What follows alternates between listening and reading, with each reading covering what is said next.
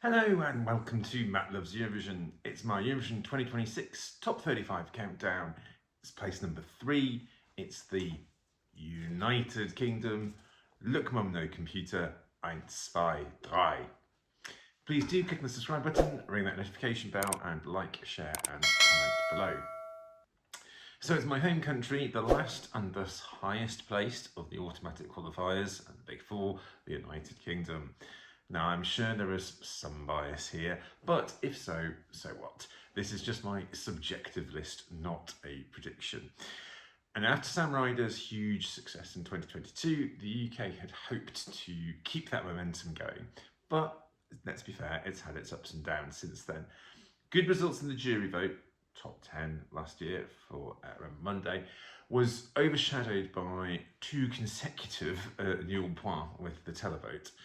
And I think the UK delegation feel that they've shown they know how to get at least a good jury result, but they want to show that they can at least get some televote points. Enter Look Mum No Computer to hopefully prevent 3 televote ducks in a row. Now, Sam Battle is the man behind Look Mum No Computer, and he is, suffice to say, an interesting and eccentric chap. Now, I did talk a bit about his rather eclectic career in my video I made when he was announced as the UK's artist. He is a musician, a songwriter, he's a YouTuber, he's got a huge YouTube following, electronics enthusiast, a composer. He posts videos about making professional audio gear and synthesizers, as well as creating original music tracks. He runs a museum called This Museum Is Not Obsolete in Ramsgate, which showcases kind of vintage analog devices repurposed for humorous uses. And he's known for making and playing unusual and eccentric electronic musical devices made from vintage technology. I think I possibly mentioned in the video, my previous video I made about him was the Furby organ, but since then he's also made a flamethrower violin for Linda from Finland, which she absolutely loved.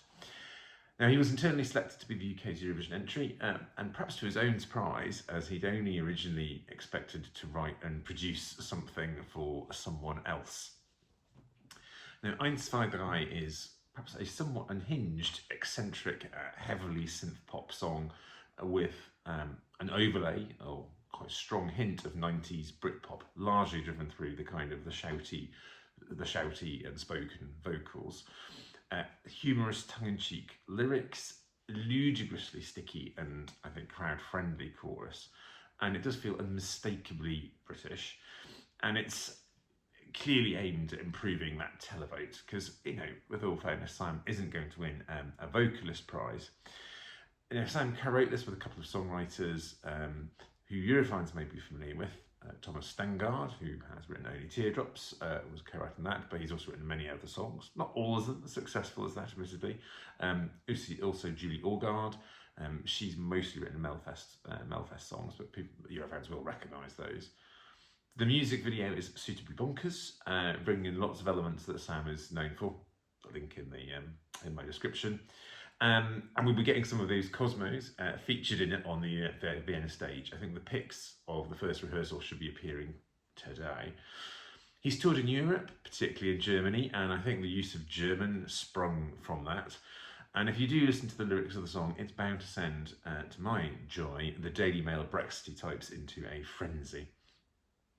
Now, as I said, I may be guilty of home bias, but I really enjoy this lot. It's got humour, it's eccentricity, it feels very true to the artist, and musically that is the case too, with that focus on the synths. It's also British in feel as well, the shouty Britpop vocal, heavily accented, to the British colloquialisms, pony, got the cockney there, and the lyrics, roly-poly and custard ones, that been a Eurovision entry before. And that whole British eccentric inventor vibe that Sam radiates, and indeed is. I do think this is a song that will divide opinion. It's definitely not a beige, and I think that's reflected the Scoreboard app. It was 23rd for a long, long time, but since rehearsals of other songs have started, things have shifted back about a bit. Maybe that'll change once his own rehearsals are begin or are shown. Did a bit more respectable in the AGA fan poll, still in 20th, but it did get points from Germany. which is good. Didn't find much favour from the Euro jury, which is more kind of a jury style prediction. But I do think this is a song made for a live audience, getting their participation going, plus whatever madcap stuff that Sam probably has in mind. How will it do? People always want to know. We're not looking at a Sam Ryder type result, but I don't think that's the point. The aim is to try something different and actually send British artists and pop music outside of the safe bait shop, given how huge the British music industry is.